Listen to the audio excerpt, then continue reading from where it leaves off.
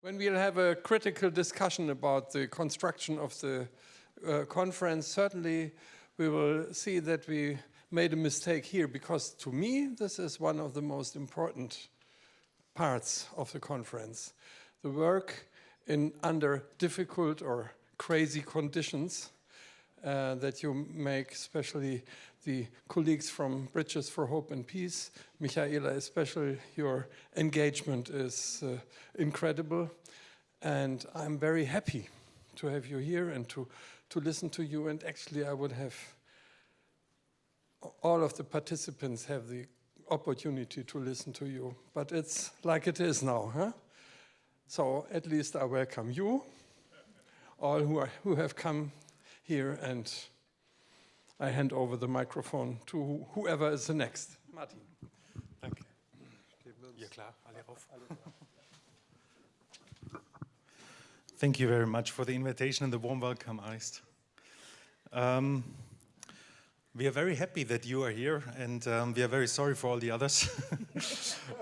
No. Their loss. Right.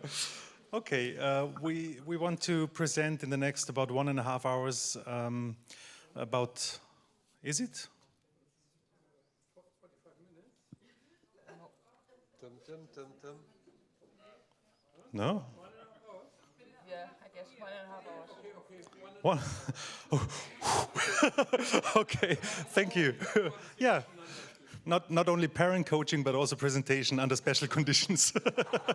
Okay, and actually it's not only the three of us, there is another one here, and you can see her here. Hello, Amani to Gaza. So good to see you. Hello, hi everyone. Hi. It's a pleasure to be with you all. Thank and you. seeing the three of you next to each other. Hi, hello, Michaela, hello, Ben. Hello, Peter, hi. Hi, Amani. Hi. Oh, So, Dan is here. Yeah. Your voice. There are some more hi. people you know. There is Eliane, and I just want to ask everybody who is involved in our projects to stand up, that everybody sees who is here. It's Eliane, it's Angela, it's Dan, it's Claudia. Yeah, hi. Michael. Hello, everyone. Hi. Yeah, now Okay. I see you. Yes, good. Fighting with the headset. Okay. Amani, you will listen to the first part, and then later we will ask you for your impressions on the project.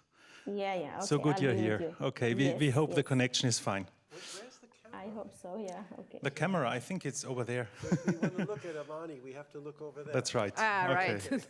Yes, hi. Okay, the title of our presentation is Parent Coaching Under Special Conditions, and we want to tell you first a little bit about what we are doing, and maybe you could do the presentation on the screen first. Okay, thank you. Okay, a little bit about the history of our project, about us, how it all started.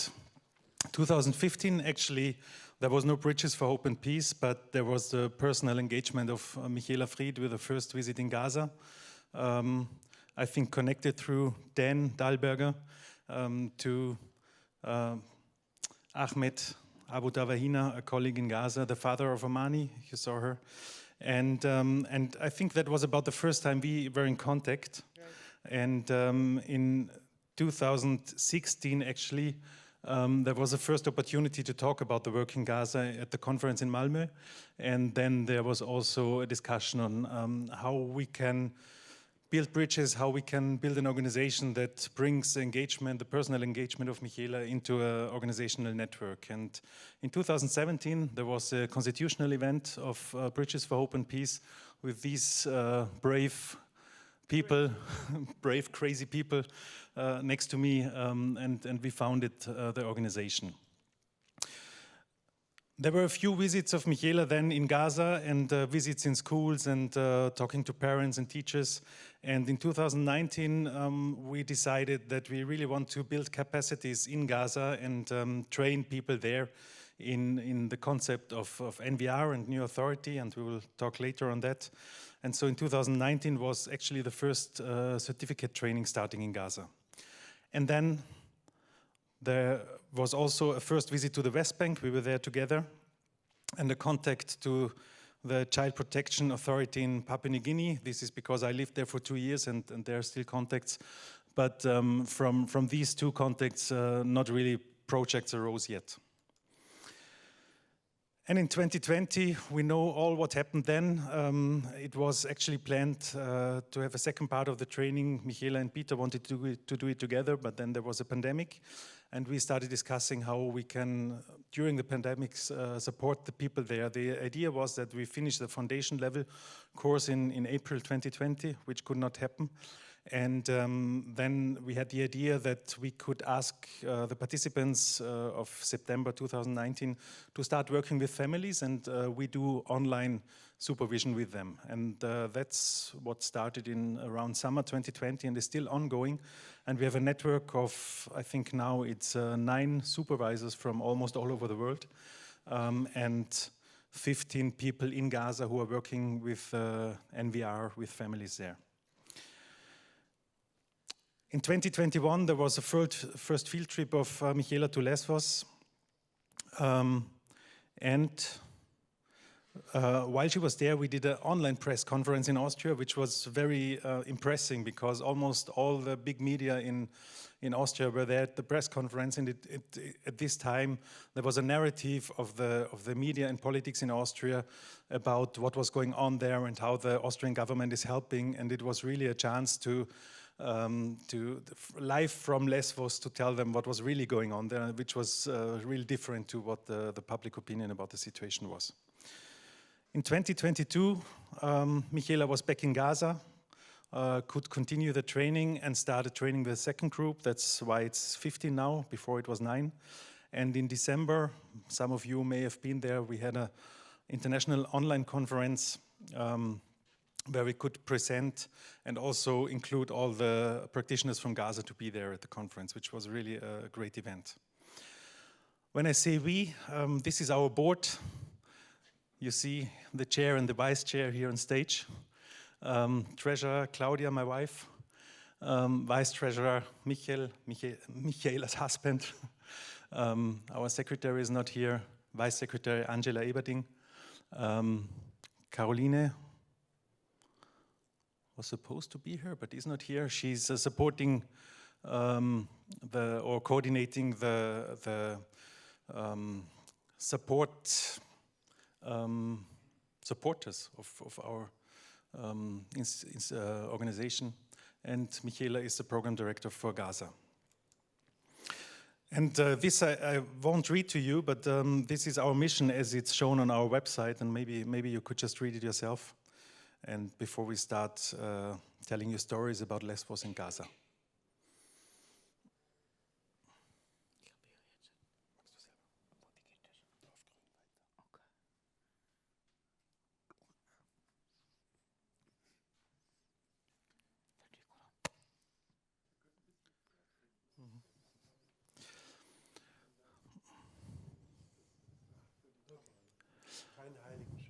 Schade. And one very important point to us, what's standing in the mission, is the witnessing. And that's why we are here and why we want to tell you what we experience there. Okay, so this is Mytilene, the capital town of Lesbos. Well, I will go with that. And this is another side of Lesbos. This is the refugee camp Karatepe. This is 2021 in January. Temperatures around the freezing ground, about 2 degrees. People living there cold, wet, all the time. There's no only piece in the tent that's not soaked. And then there comes the water from the sea. And when they opened this camp, there were about 8,000 people and a lot of families and children, of course. And children sometimes wanted to run to the sea during their nightmares because they came from another camp. It was called Moria. And there was a big fire in Moria. It is till today not clear who set the camp on the fire. Of course, the people on the run suspected to do that, but this is not clear. It could also have been locals. from Lesbos. When we came to this camp, we have heard about the burdens in the camp. Like, 2, 3, 4 families living in that camp. And there was basically no privacy at all. Like, when parents would at night discuss their burdens, or when a little girl was raped 2 days ago because she left the camp, the tent, which she should not do, but there was no playground around, there was no school, there was nothing. And she got raped from someone in the camp, some other refugee, maybe some other group of people coming from Afghanistan, because there were this and that and whatnot group. The children would hear everything. All the burdens, all the sorrows, all the arguments parents have, children would hear all the time. And we saw children who were really sitting with their parents, holding them and said, no, I can't go to therapy, I have to take care of my parent, of my father or my mother. Actually, there was no therapy at all, because people were allowed to leave the camp 4 hours a day, 4 hours a week. 4 hours means you can go and buy potatoes. 4 hours mean that you can probably see a therapist or to come to MVI, Medical Volunteers International, the NGO we work with. When we came there, we decided to do what we do in Gaza. We decided to do parent coaching. Children had enough of breakup of relations, so we decided not to work with children. The parent coaching was accepted very well, because parents came to us and told us about the burdens, and usually they would say, I'm not good, I'm not a good father anymore, I'm not a good mother anymore, I can't take care of my kids, I never was beating them at home, but now I can't do anything but yelling and beating. I remember a story of a mother. She used to be a teacher in Afghanistan, a very educated woman, and came here with 2 boys and pregnant with her next child. And she told me the story that she was beating the boys up because they were soaked and dirty coming into the camp. How can you dry? How can you wash your clothes in a situation like that?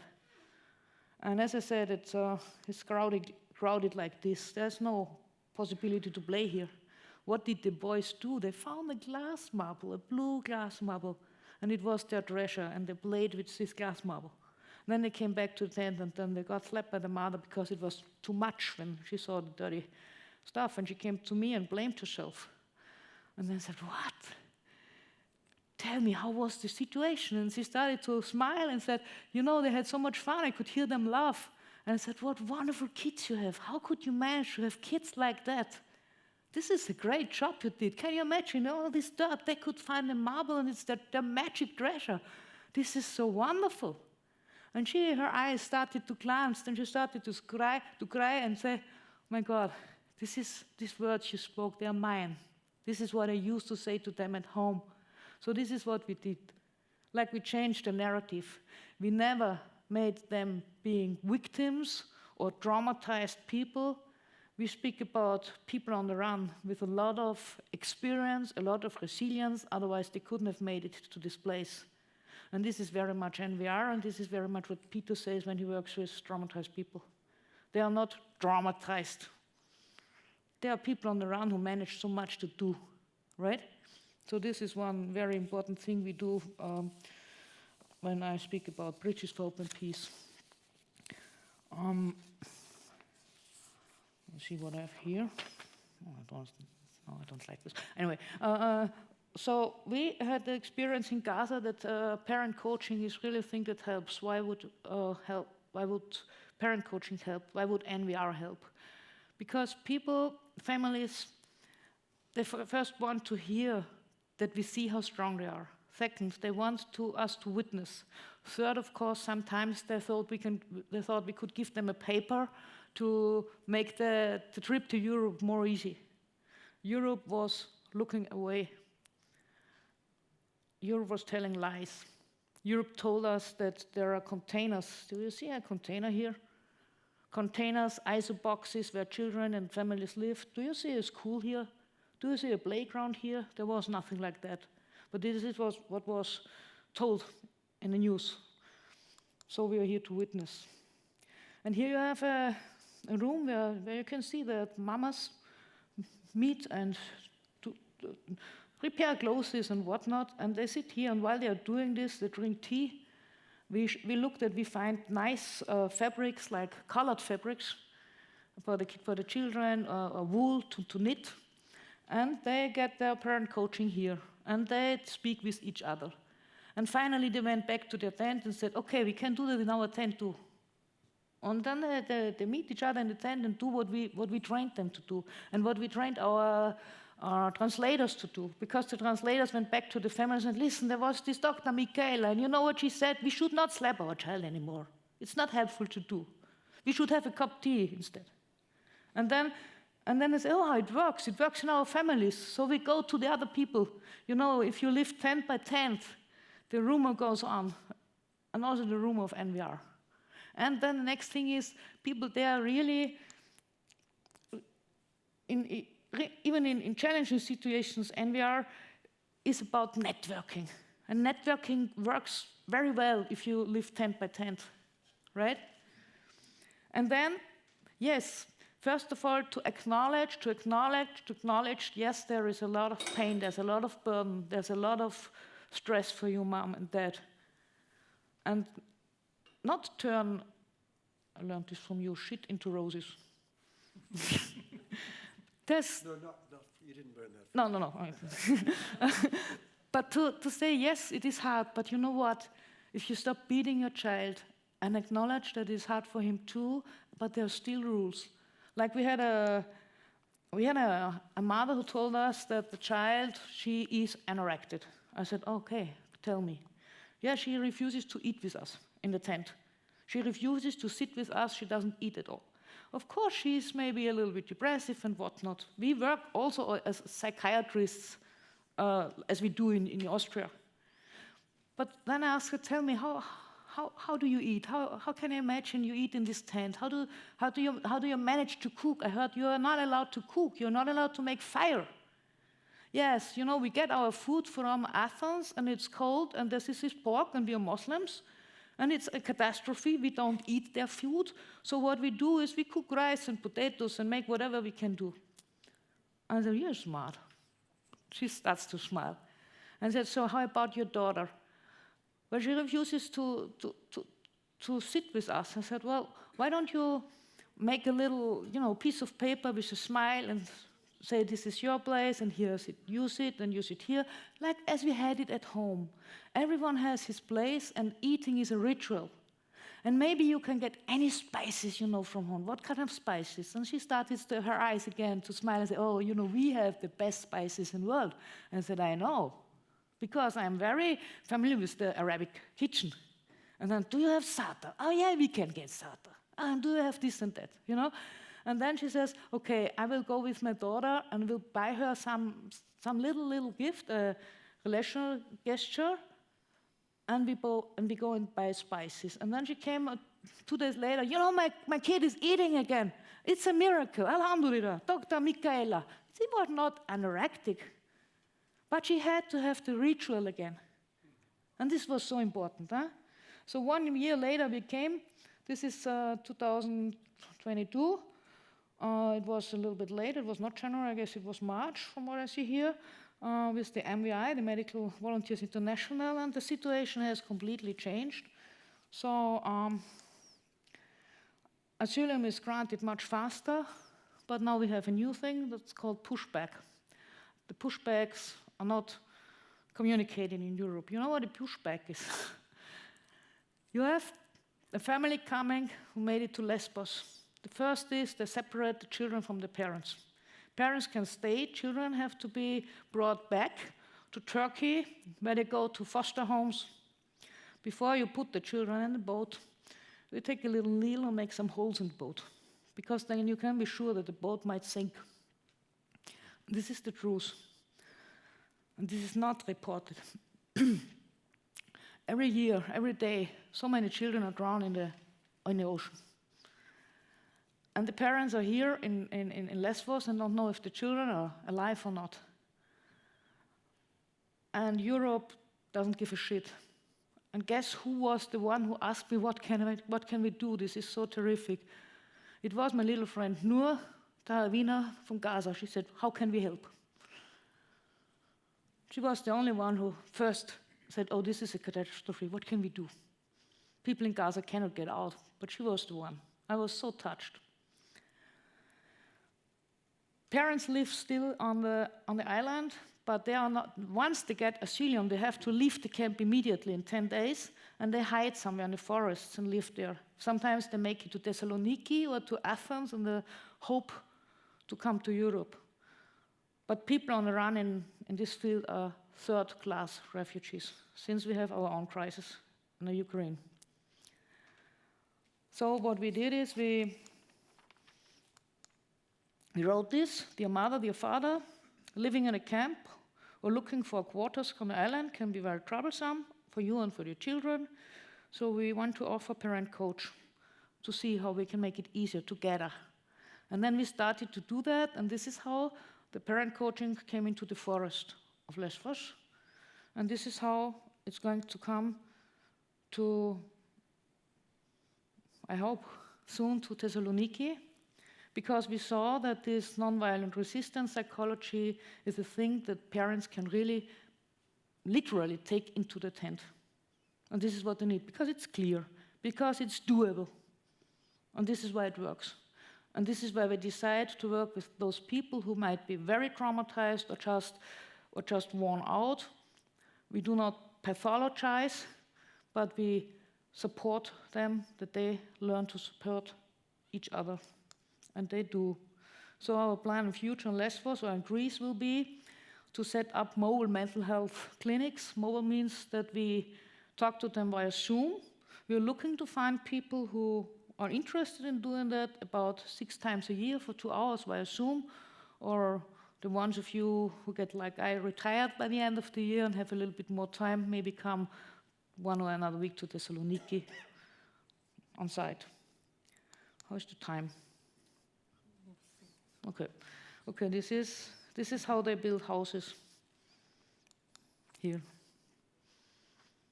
Because this is what they dream about, to have a house one day. And now we go to Gaza, Amani. This is the Gaza Strip. Now I probably need my text to become a little bit more in time.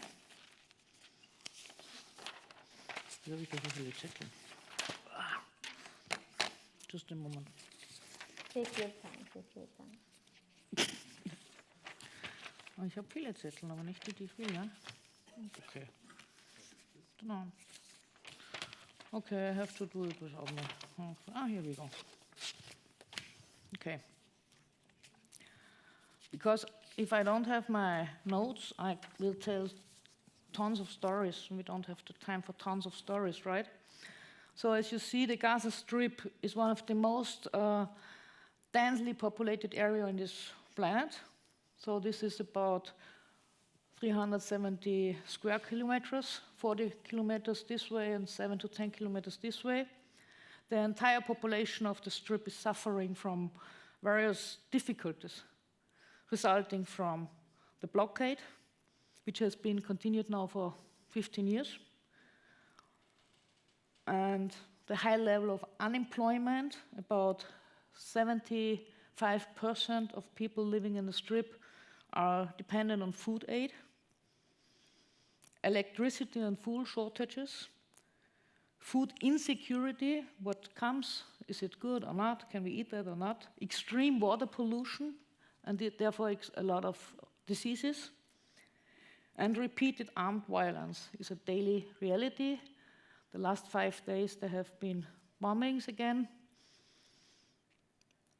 and of course they had the corona crisis, and in this crisis, of course, no medical care, hardly any possibility to get vaccination.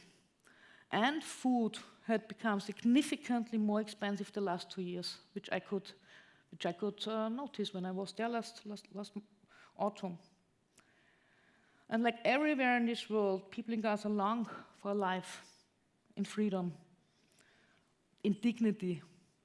with the possibility to leave the country, to find a job, to give their children education and medical help. This is how you go to Gaza from the Israeli side, Erez crossing. This actually changed a lot the last 5 years. It becomes much more friendly. It's more, you have toilets everywhere, and I can also witness that people here working at the border treated me very respectful over the last 3 years. It was not so when I came there the first time. But now they are said, tell them we are not their enemies. I want to know how they are. These are also stories I could tell you from the Israeli side. Very touching stories. They used to tell me, ask Michaela or Dr. Fried, whose side are you? And I said, I don't take sides. I'm against violence. And they did not, the first time I was there, they didn't even look at me. They ignored me. And now they always say, tell me, how is it? What are you going to do? Oh, wonderful, wonderful, good luck. Safe trip. So a lot changed here. But this did not change. This is still the same. How you go there, you know this from Westbank. Okay. And this is the condition how you live in Gaza City. So when you think about the restrictions we had during the Corona crisis. And I also remember when I said to Amani, once they were on the fire again, Amani, and how about Corona? And she started to laugh, said, Michaela, come on, Corona. This is really not our problem right now. Okay? Okay, this is housing in Gaza. So when I was in Gaza the first time, it was 2015. It was right after the last Intifada in 2014. And I met there Dr. Ahmed Abu Tawina, a clinical psychologist, and he was director of the Dignity Institution for Mental Health and Human Rights. And he was networking. And so he was networking with a group in Israel called the Psychoactive. It was a group with Dan Dahlberger and others. And this is how I came to Gaza, to make it short, I guess. Yeah. So we knew each other from, I think, email those days. Yeah. Ahmed and I didn't know how to Zoom. Yeah, right. It was email those days. And then I came there. And then the first time I was there, I thought I'm in a black and white film. It was, for me, it was smiling. And they treated me so nice. But when I came there, I saw these people, all of them lost sort of their dignity after this Intifada. And when you think about schools in Gaza, and schools in Gaza can be private schools or schools that are run by the Hamas.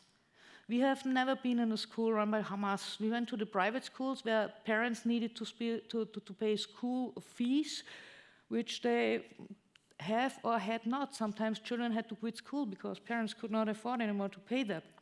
But Ahmed and I have been in these private schools. We went to 15 schools and we're talking about NVR. And the headmasters and the teachers very well accepted that, because before, when a student showed expansive behavior, the teacher would come with a stick. And after they heard about NVR, and the parents would say, beat him, because he did do something wrong. So they were very glad to hear about relational gestures, reparation act and things like that, and they really liked it, and they were very eager to do that. So we launched the method of NVR, not knowing how to call it there, because non-violent resistance in Gaza does not look good. Huh? So we finally ended up 2016 with the name New Family Authority, because family is a well-known word in a strip, and authority is also not too bad there, right? So we did that, and we introduced this New Family Authority we wanted to introduce it 2017 at the conference in Malmö. Unfortunately, Ahmed could not come there, so we did a video, an interview with Ahmed. And we showed this video the first time there in Malmö and called it, very proud, New Family Authority. This is where we met. And you said to me, Michaela, I would not go to Gaza. What can I do for you? And I said, I need an NGO. Do you know what this is? And he said, yes, I do know what an NGO is. And then we came up with our Bridges for Open Peace with Michael and the others in Seitenstetten. And since then, I'm not alone anymore. And it feels good. Whenever I go to Gaza, Martin is really present with his phone night and day. Sometimes he's eating up his fingernails when I say, I got captured by the Hamas, but don't tell Michael yet. Things like that. And it was really great for me, not to, to know you have someone strengthening your back. And then there was the whole crazy crowd around me. And they did it, okay? And I didn't go there alone anymore. So, and then we had this video, and then all of a sudden, we heard that Ahmed passed away in February 2018, and luckily, Daniel Berger revised the interview and put it on YouTube. It's great, you can watch it there. It's a legacy, actually. And Peter, Martin and I prepared a handout, which our first handout in Arabic, because Amani and a friend of you translated this. And so we finished the first curriculum 2018 with our first 9 colleagues in Gaza. And the year later, Peter and I planned to go there, but then Corona came. And this was, as you said, the start of our supervision via Zoom. And I did not believe that I would ever make it to Gaza again. But then, see, this is how they bake their bread. These are the schoolgirls and boys. And this is how you have to make money in Gaza. You know these pictures, right? Yeah. And this is Dr. Ahmed. And we're in school, and the headmaster of the school, and we talk with the child and with their parents. We do parent coaching, and we do the coaching for the teachers. Here.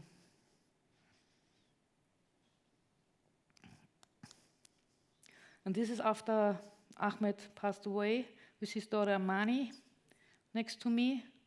Dr. Ahmed, another Dr. Ahmed, in his school with a family with disabled children, a school for children with special needs. Another situation here. Okay, this is what I told you. Yeah, and then we made it again, 2022. I was already bringing Michael to the airport, and like it's always the same. 4 hours, you get from somewhere the phone call or the WhatsApp, Michaela, you make it to Gaza tomorrow. And then I called Amani and said, Amani, I come tomorrow. She said, Shrey, tomorrow I have to talk with my authorities. Now we are on the run. And then we made it again to Gaza, and then we started the second group, and now the group of supervisors in Gaza almost doubled. It's all yours. Mine? Yours.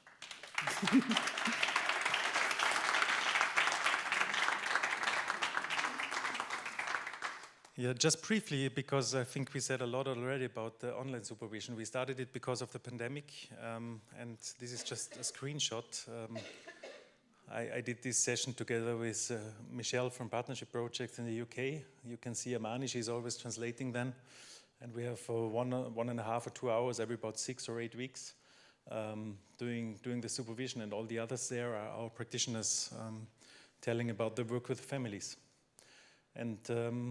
And that are some of the supervisors. We have about twice a year a meeting of the supervisors, and then we reflect our work there, and also created a structure for the supervision, so we can a little bit overcome the impact we had that that we were seen as the experts there, and the other one were very much listening to what we told them, and we really tried to bring them in and ask them for their experience and expertise in their area where they live with their families. And I think that worked out quite well. And now we want to hand over to the practitioners, because for the online conference in December, we asked them to do statements for us. And we want to show you this film. It's about 20 minutes with statements of all the practitioners about what they feel about working with the new family authority in Gaza.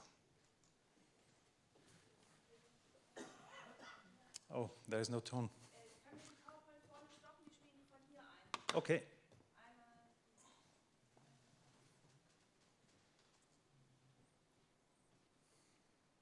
Hello, this is Amani Ahmed Tawahina. Ahmed Tawahina, my late beloved father, whom without him nothing of this could be happening at the moment. And of course, I can never forget the support of my dear friend, Dr. Michaela Fred, and also the support of Mr. Martin Fallacher at the very beginning when we started this work, I mean. So I was supposed to be one of NFA practitioners. I was supposed to talk to you in this video about my experience with NFA, but instead things had taken another turn or another way. So instead I was the translator, I was the link between our team in Gaza and the supervisors.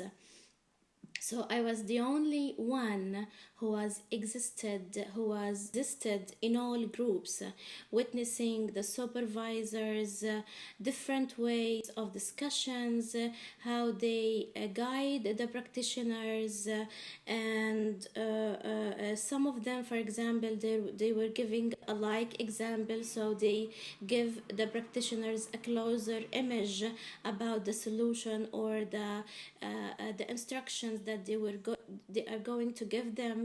Others were instead they were not giving them answers, but instead they were asking them questions in order to enhance their way of thinking, and so they get to the solution by themselves.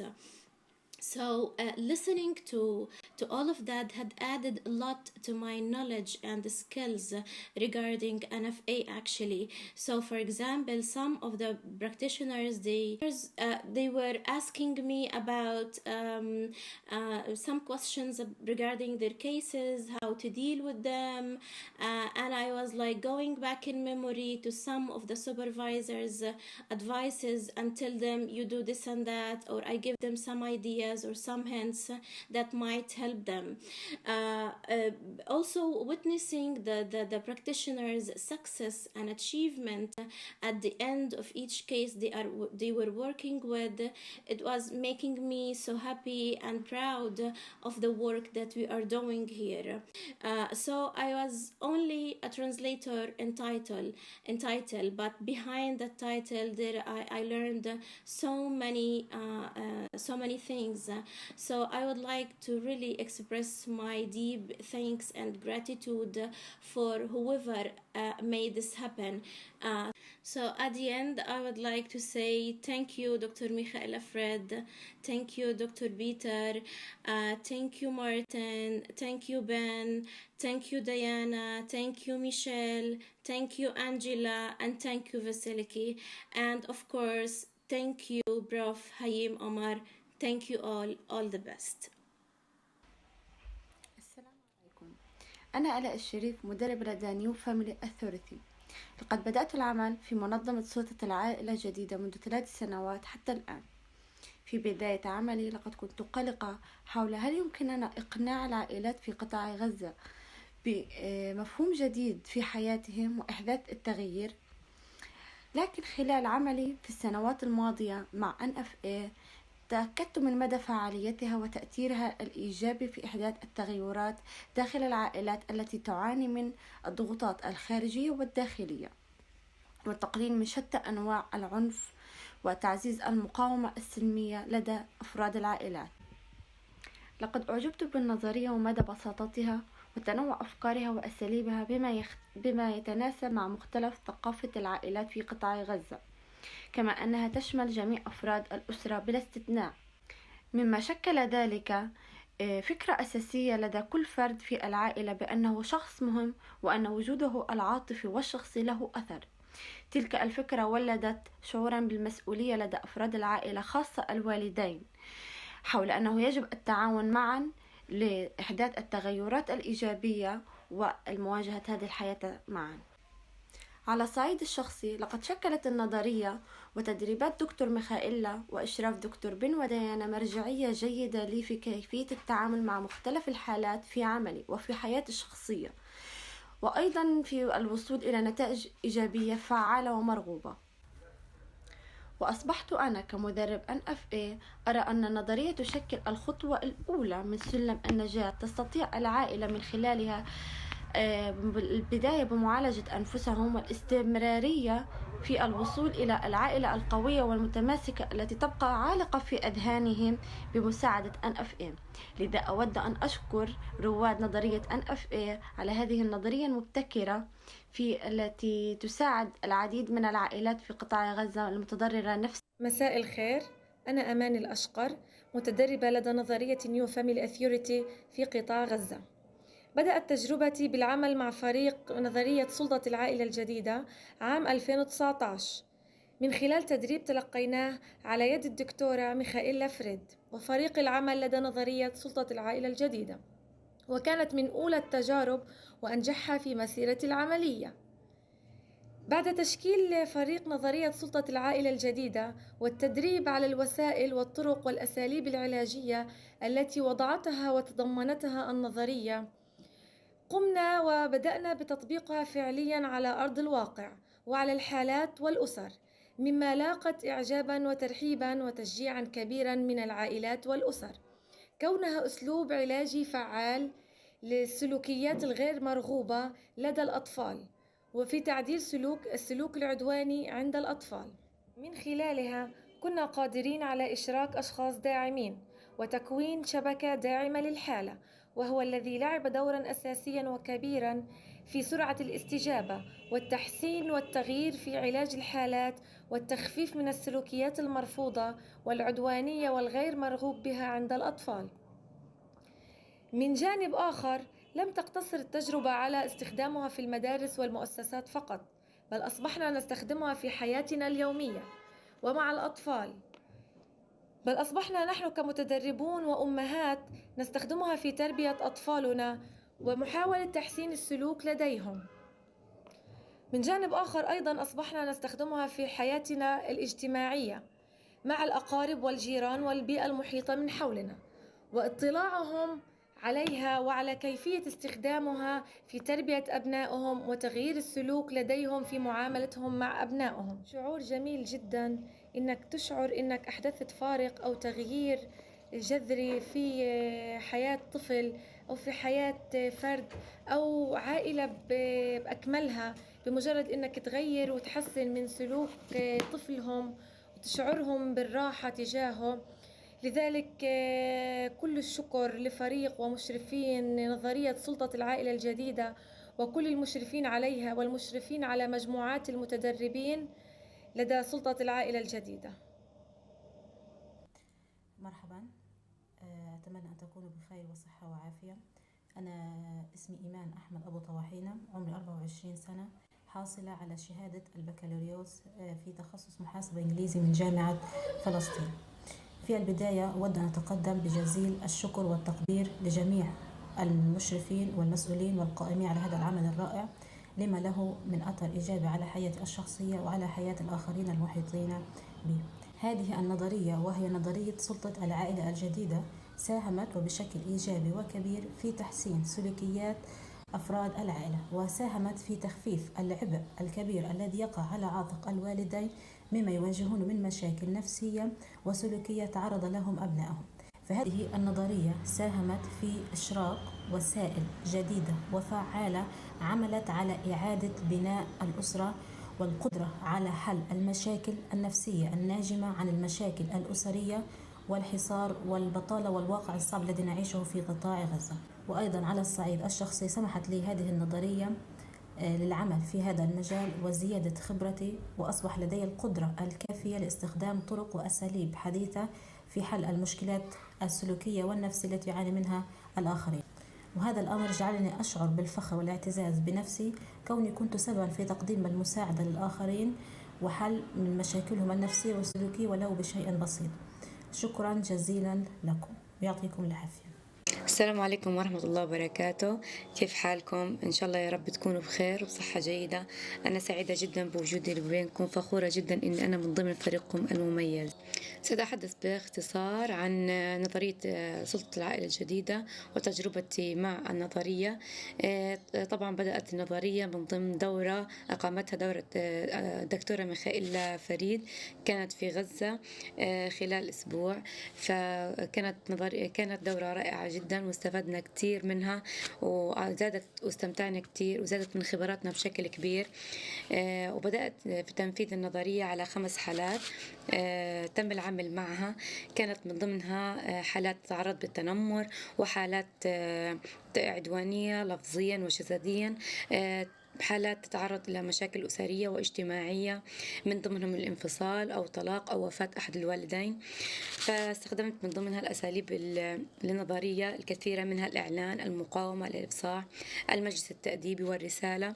وأبدت الرسالة بشكل كبير تطور في سلوك الحالات، وكانت ناجحة جدا. وكان من ضمن الثلاث سنوات أيضا سنتين كورونا زي ما إحنا عارفين، وتم التعامل مع الحالات عن طريق التواصل الإلكتروني أونلاين.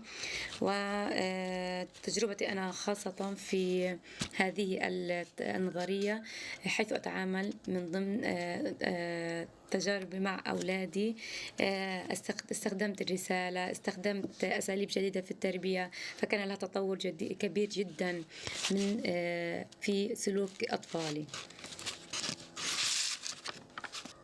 أحب أعرفكم على نفسي. أنا الأخصائية النفسية أفنان حميدة. كانت تجربتي في نظرية سلطة العائلة الجديدة جدا رائعة، لما فيها من طرق جديدة في التعامل.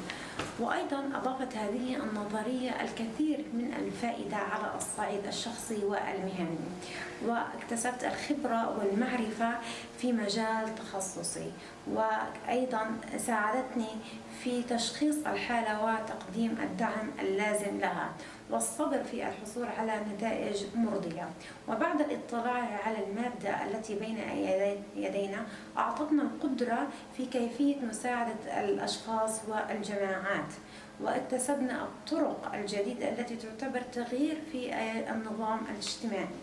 وأيضا للمشرفين دور مهم في تقديم لما قدموه لنا من دعم منذ بداياتنا، لأنهم يتميزوا بأسلوب الحوار والنقاش والتغيير في نمط طرح النظرية، لأنها تختلف عن أي عمل سابق عملنا معه، مثل الرسالة والشبكة الداعمة. وكان لها دور مساند بين أفراد الأسرة، وأيضا زيادة الوعي والإدراك لدى الشبكة الداعمة في تحسين الحالة.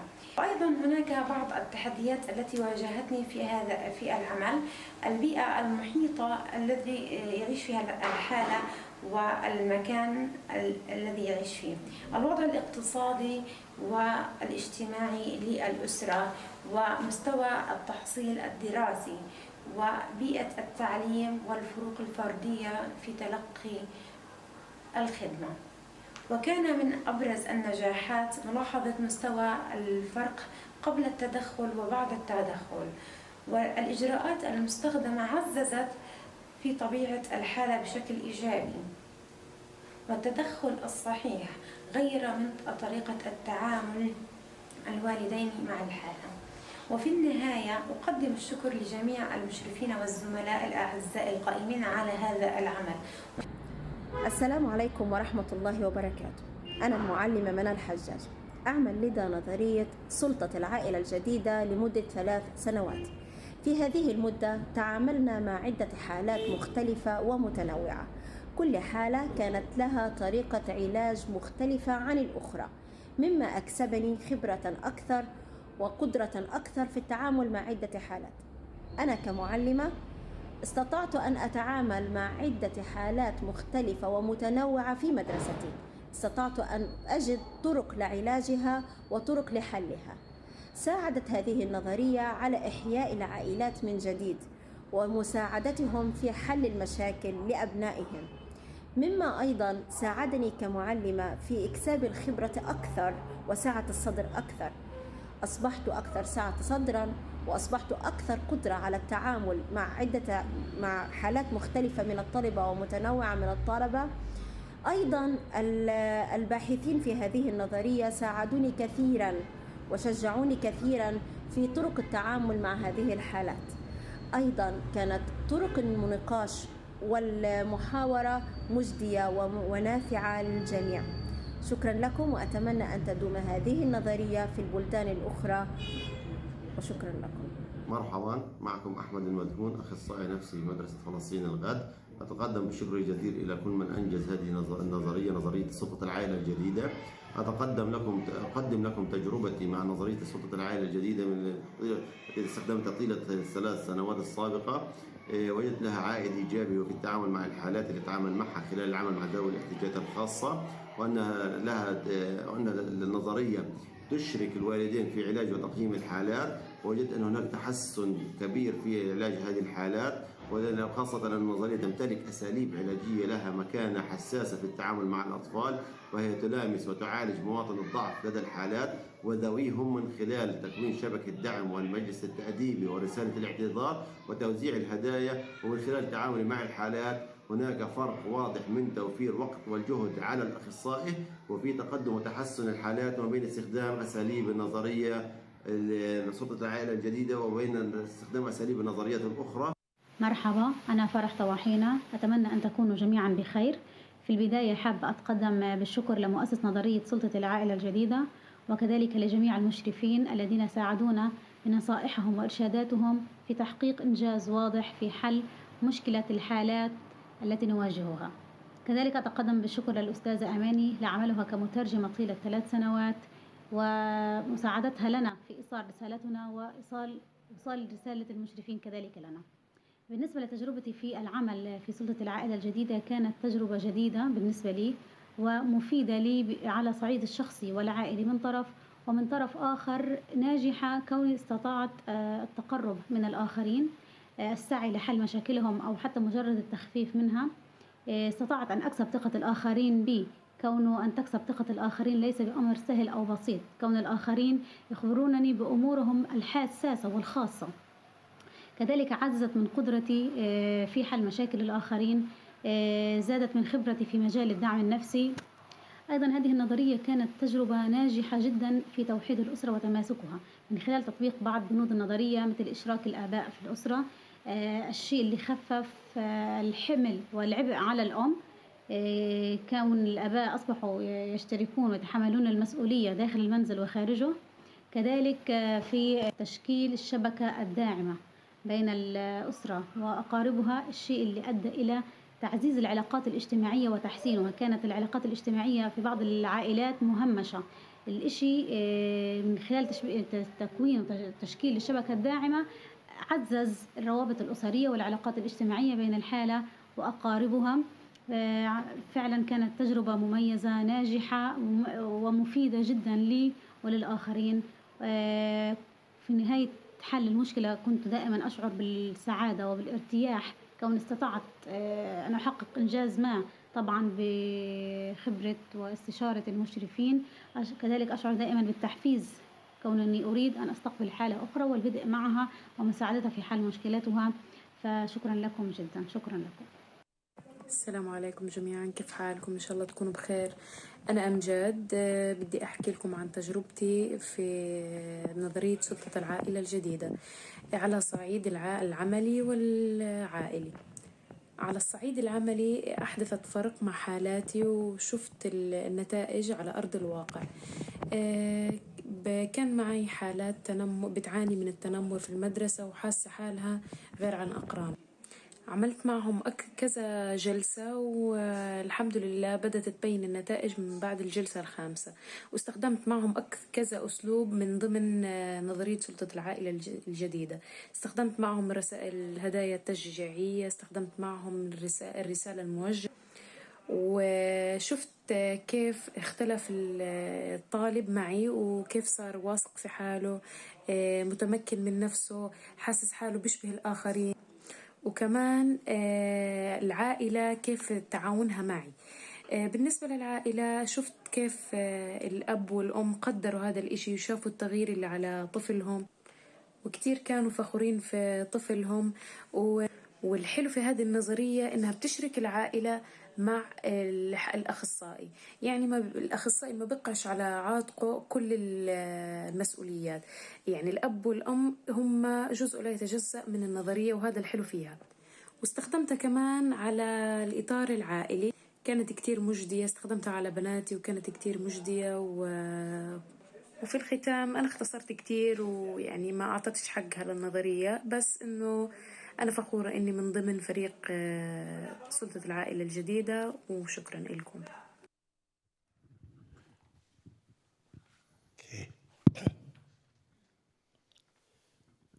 Haben wir einen Klicker oder muss man die Hand hier? Ah, okay. Okay. So I just want to start with how I feel. I feel uncomfortable every time I hear the word supervisor. Because it... Sorry? Oh, closer to my mouth. Sorry, and louder.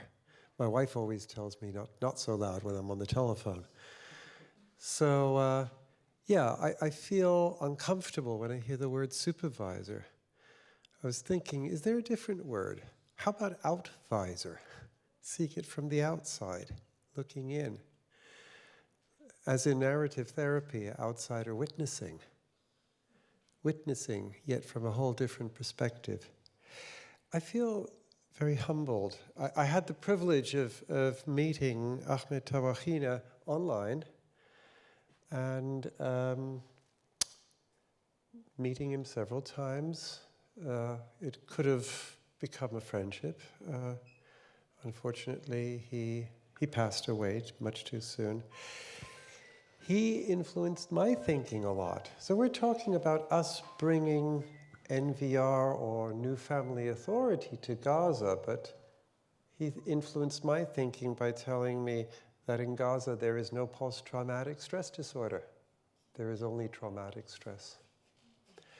And he helped me question the entire construct of post-traumatic stress disorder, in that we punctuate arbitrarily from the outside when we say someone has traumatic responses to past stressors, when actually stressors continue in people's lives. So I just wanted to say that, and just how humbled I feel by listening to these colleagues, these practitioners, who work under the most extreme, some of the most extreme of conditions. How humbled I feel by knowing Michaela, who's gone out there. And then hearing their thanks. And I just think, oh no, don't really deserve that. I thank you.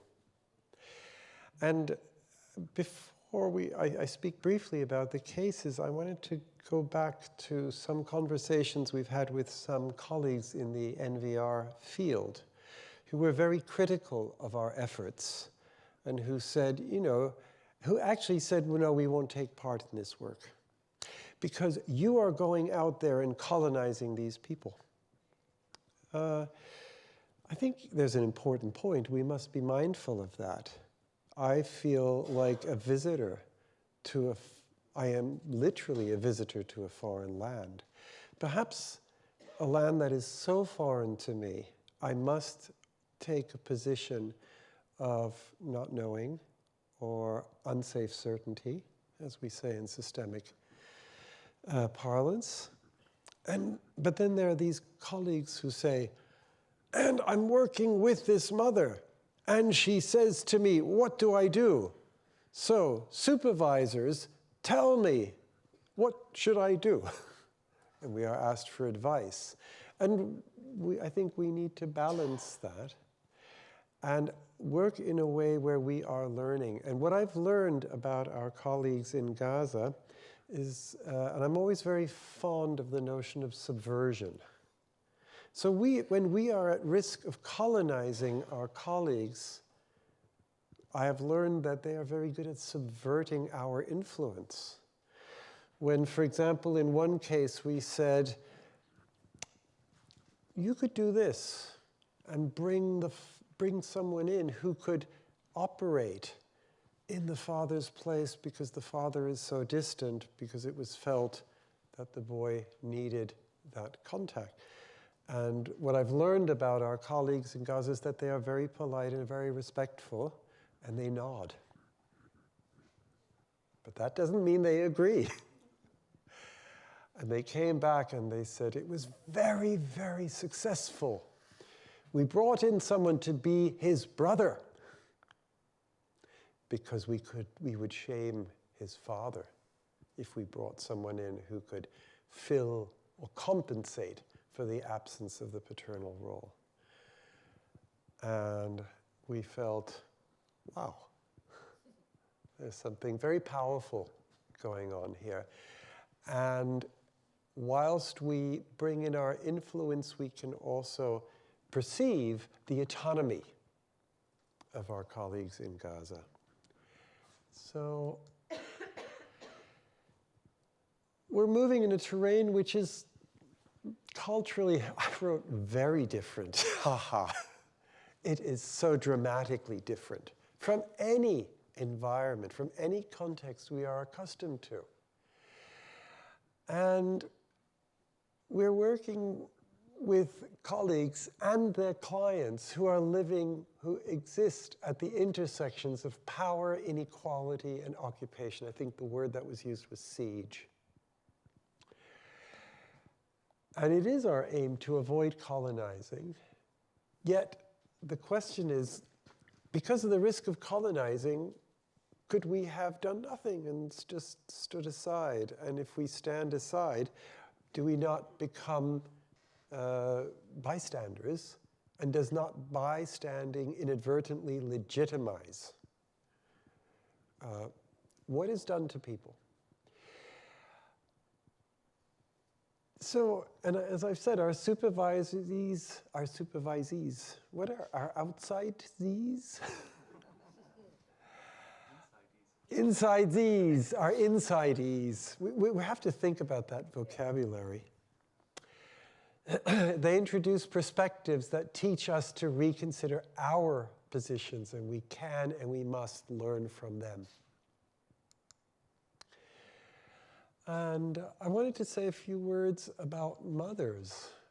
It was mentioned by some of our colleagues, quite a few of them. That was a theme that came again and again, including fathers. You know, and I was thinking of the mothers who may have often felt so alone. And we did find that there is mother blaming, and it is one of the issues that we deal with. However, mother blaming is not a particular difficulty in what has been said to us is the patriarchal culture in Gaza. I am familiar with mother blaming every day of the year in my work, sometimes in my own mind.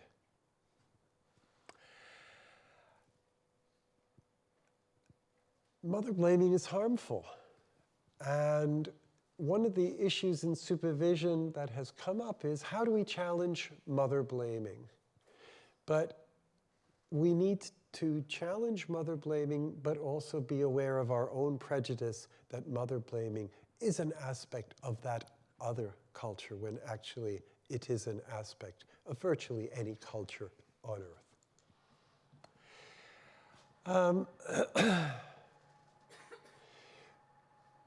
Here are some reframes that we discussed with our colleagues.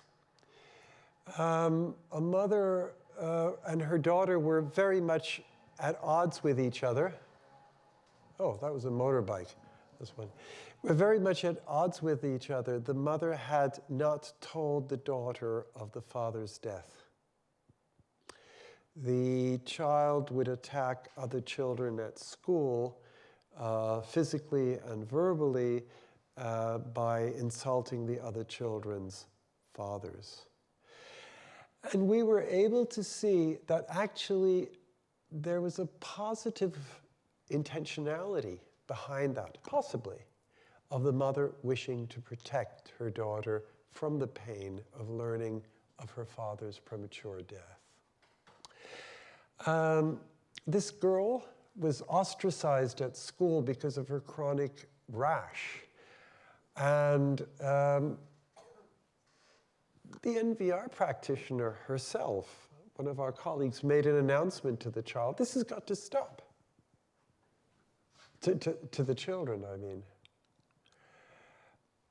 She made an announcement to the child. Your violent behavior has to stop. But she brought in other children, and she performed a ritual. what I saw as a ritual act.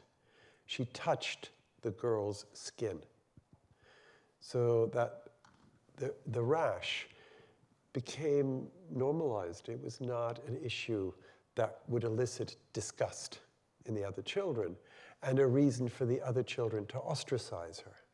She included the child in the community of the school. And I was struck by that because I thought of a very different culture. I thought of St. Francis of Assisi, you know, who kissed the leper. Did Jesus kiss the leper? I don't know. Something like that. Yeah. St. Francis repeated that. And I thought the power of that ritual, and I thought, my goodness, in this supervision, in this out-vision, I am learning from people who are supposedly our supervisees. Oh yes, and the other children then started touching the girl spontaneously. That's what I would consider a successful therapeutic ritual. I'm very struck by fathers and by Dan Dahlberger's concept of erasure that we've been speaking about a lot. And I was thinking of the high rates of unemployment. And when we speak about a patriarchal culture, how do I gain respect as a father? How do I care for my family and for my children? I care for my family and for my children, and I matter to my family and to my children by being a good provider, a material provider. Traditionally, we have learned as supervisors that there is more emotional distance between fathers and children than perhaps we are accustomed to in our culture. That the mothers are seen to be responsible for emotional closeness with the children, and the fathers are seen to be more of value and mattering by being people who provide well, and now we have these enormous rates of unemployment and underutilization and food insecurity. And I am a man whose respectability, whose mattering, whose significance, in part, comes from providing, yet my family receives handouts. And I then experience erasure, and my children feel less respect towards me and communicate that towards me. These are the dynamics that we must work with, and the shame connected with that. And I told you of this example already, where our colleagues subverted our ideas, which I thought was a beautiful example of their autonomy and their creativeness and their reinterpretation of the principles of NVR, or New Family Authority, as it is called in Gaza, into their own social and cultural contexts. This struck me as one of the most powerful experiences I've had in supervision. Sorry, I think my voice is going from too much talking. This was a Palestinian youth who witnessed the death of another young person. I will not go into too much detail for reasons of security. This other young person was close to him, very close to him. He then became aggressive in school. He became aggressive on the school bus. He became aggressive in his family. And many of his verbalizations indicated that he saw people in his environment as threatening. It takes little wonder. I remembered as we were talking about the case in supervision, in outside vision, I remembered working with someone, with a man who witnessed September 11 in New York, and who felt scared of every other human being. including his wife and his children he loved dearly, and who then felt guilty for being scared of his wife and children. So we imagine a teenage lad who witnesses the dying and the death of another teenage lad who's very close to him. Little wonder that a person with such an experience may come to feel that everyone is hostile and out to attack him, and feel that he is always on the defensive and goes into fighting mode at all times. So an announcement was made to him, and he was told that his teachers and his classmates are not soldiers. His parents are not soldiers. His taxi driver is not a soldier. And that they wish to live in peace with him. And he was told that Allah wishes them and him to live in peace with each other. So, as I've said before, I think we must approach the supervision, or the outvision, as I thought about it earlier, from a position of safe uncertainty. And we must also make sure not to just pay lip service to that. That doesn't mean we don't know anything. I think we know quite a bit, Yet, we support each other as supervisors to navigate these tensions between being culturally sensitive on the one hand, but also remaining faithful to new family authority or NVR principles. But we can't ignore contexts such as patriarchal structures, and we cannot ignore the context of the siege and occupation of Gaza, because these are the realities of the field within which we're working. And I think we just all automatically cultivate in ourselves a sense of deep respect for our clients and for their colleagues, for all colleagues and for their clients, for the families they work with. Thank you, Peter. And I really want to underline what you said about thanking our colleagues in Gaza for what they're doing there. I remember very well when we started this project, there was a sentence that was very important to me, and it was, if we can create a safe space for at least one child in Gaza, this makes a difference. Either it's at home or at school. And boy, stop beating the other boys. It comes, right? Yes, yeah. True. And I want to thank very specially you, Amani, for all your efforts and all what you're doing there, because without you, the whole project would not work.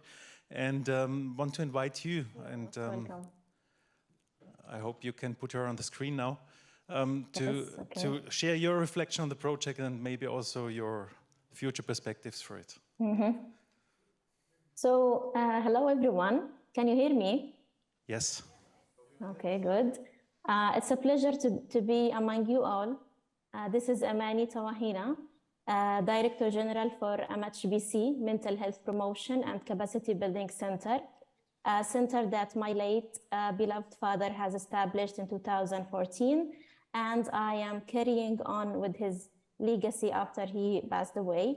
Of course, I would be able, of course, Martin has said that I couldn't be doing anything for your project in Gaza, but of course, I wouldn't be able to do anything without the support of you, Martin, and Michael, and Dr. Peter, and you, Dan, and whoever who was there for me.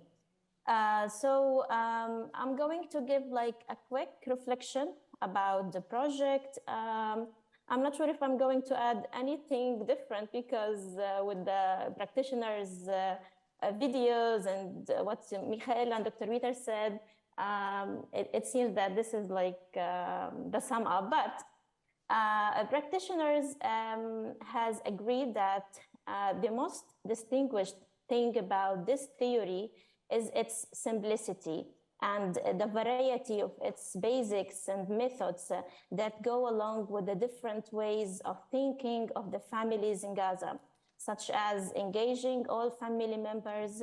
Oh, electricity went off, okay. Okay. Can you give me like 1 minute?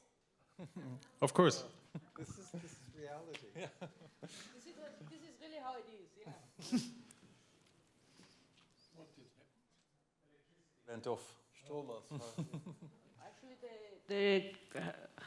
they do have only some amount of hours of electricity, and then it's off. And you can imagine what it means. There's no refrigerator. You cannot do your laundry. No, I'm here. Here you are. I'm here. Don't worry. It's only I need to change from the electricity to the battery, you know. Okay, so I was saying that, practitioners has agreed that they like the simplicity of this theory, such as engaging all family members, which makes every family member feel that he or she is important and that his physical and emotional presence has an impact.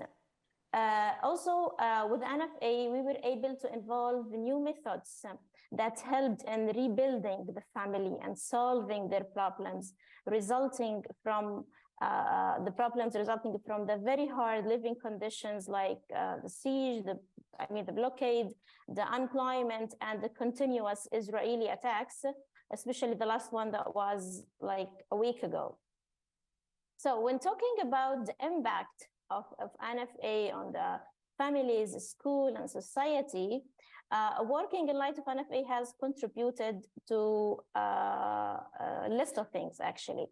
First of them was it has contributed to providing NFA practitioners with new ideas about how to deal with problems and added to their knowledge about how to provide psychological support, even in its simplest forms.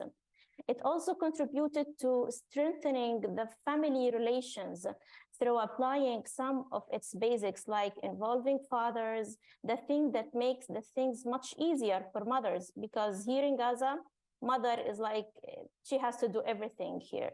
So with NFA, with mentioning the importance of engaging father, was making things much easier for mothers. It also contributed to enabling practitioners to be close to people, which means they are able to know about the family's private issues, which considered hearing, I mean, maybe it's in other cultures, but here in the Palestinian, especially in Gaza, the secrets and the private issues of the home is considered like a sacred thing that mothers and parents cannot share with others. But our practitioners, the ones who were working on this project, were able, with their simple way of advising and be close to the parents, were able to reach and to know about those things. But that means that practitioners were able to build a network of exchangeable trust between parents and the NFA practitioners. Also, NFA has contributed to support parents, especially mothers, as NFA practitioners were showing their care and support to the mothers, listening to them, advising them without getting anything in return. And that was the most important thing for families in Gaza. Oh, finally, there is someone who can give us some advice. And they call us on WhatsApp and they give us some advice without, they don't ask for anything in return. They only there to help us and to tell us what to do with our kids, which is really amazing. And we can't really find in our nowadays. So that thing makes mother feel that they are not alone, that they are still good in this world, that there are still people who can do something for nothing in return. This is like a short image about NFA reflect, or our project reflect on the family, society, and school, let's say. But for its impact on the NFA practitioners themselves, practitioners agreed that NFA can be considered the first step on the ladder for keeping or regaining a strong family.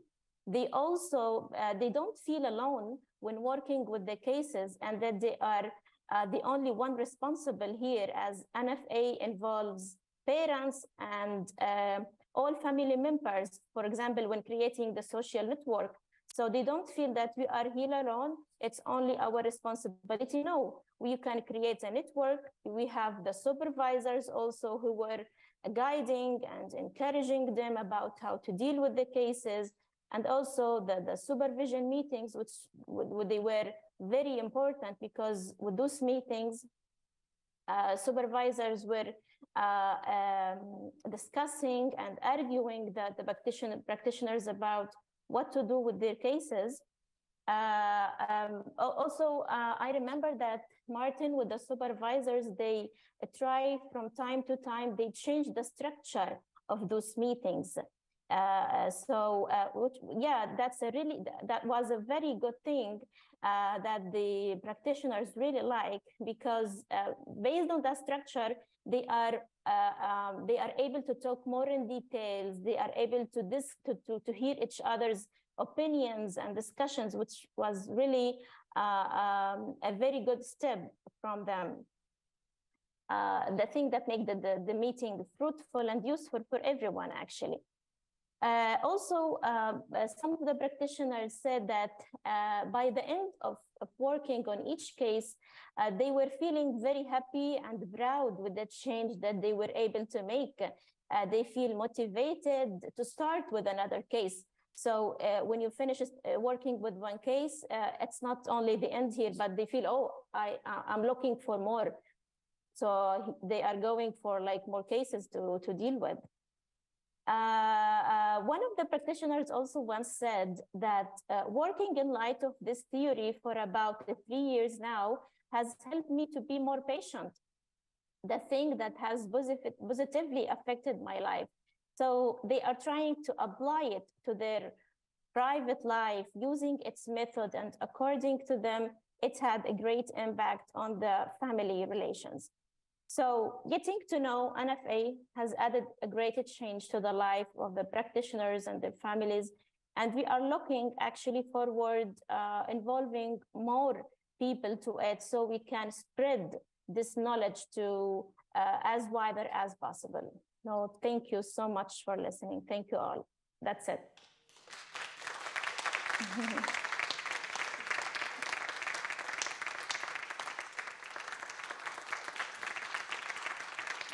Thank you. Hey, thank you. I can see it all. Come on, guys. Thank you so much. Thank you. Thank you.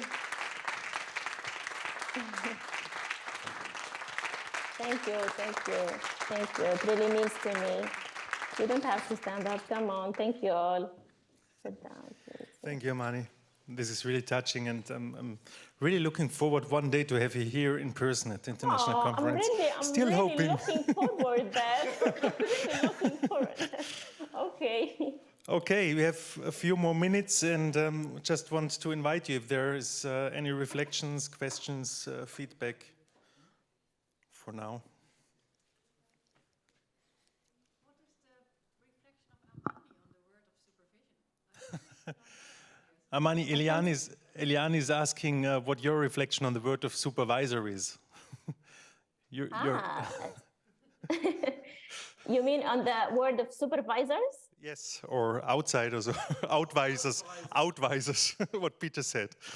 Well, I'm not used to be a supervisor. One day, as you said, Peter, Peter said it gives the one an uncomfortable feeling. But actually, it's not an easy job to do.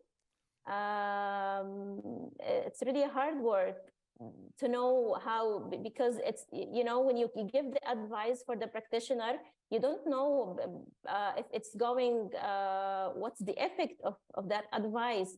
So it's really a responsible task. Thank you. Yeah. Yeah. Isn't there any resistance against the model because it's from another culture? I mean, in Gaza? What? Asking Amani? Asking Amani. Yes? I was wondering, we already have sometimes resistance against the model, because it's another attitude that you have to adapt to. And I was Against wondering, what? Sorry, you have another against- attitude. It's having another attitude towards authority, towards power. And so if these people, this group brings in the model to Gaza, isn't there at the first place, or maybe even now, resistance against this is not going to fit in our culture? Exactly. This is what we face at the very first beginning of creating or launching our project here. It happens actually, some of the parents, or especially the grandparents, when we're going for them and telling them, please, can we write, especially the letter of apology. We would like to share with you and write this letter for apology. I was like, what? What did you just say? I write a letter for apology for whom? For my grandson or something? So definitely, at the beginning, it was not very convincing. But when keep insisting or trying to find other members who accept to do it, and they go to the grandparents and see, it really makes a difference. So they were really surprised. So we keep insisting on them. We keep giving them some examples, and they start seeing the results. Then they start be convinced with the results. So yeah, at the beginning it was, and actually the methods and basics were very applicable here in our society. We try to, some of them we cannot go with them. We cannot apply them, for example. Yes. Thank you. Looking at the time, I think we have to come to an end. Amani, thank you for being with us. It was really nice. It's my pleasure. Having you here. And please, if you could put the PowerPoint back on the screen, because I want to show you a picture. There's also a text, but there's a picture of Haim with a hat in Tel Aviv in 2018. And this is just to let you know that all our efforts there we do on a voluntary base.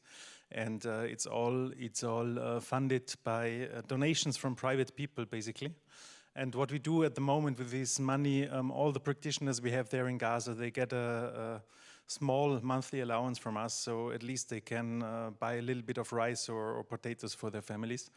So we are very happy if you note our IBAN for your donation, or go to our website and contribute to this project and to the allowance for the practitioners in Gaza. There's only one thing I want to say, Martin. Mm-hmm. I think I can speak like this, but it's okay. I've been working and thinking and learning about NVR for the last 10 years, and I've been to 3 congresses now, but I've never heard about your project before. So I think this question of networking, communication in our circles, we should think about this again, because we thought about it earlier on today, but we have to think about that. Thank you very much. Actually, this is the 4th conference in a series where we are presenting the project, but it's a good thing to think about. There was this online conference last year. We tried to invite everybody. Yeah, you were there. So and this might be something to happen again. So yeah, but please just share. As I said before, witnessing is one of the most important things for us to do here. And so please share the stories you heard. Please share what Amani said there to your colleagues. And we are happy for everybody who helps us witnessing and maybe also donates for the people there. Thank you. Okay, thank you all for being here, listening to the stories and to the project, and have a nice further conference.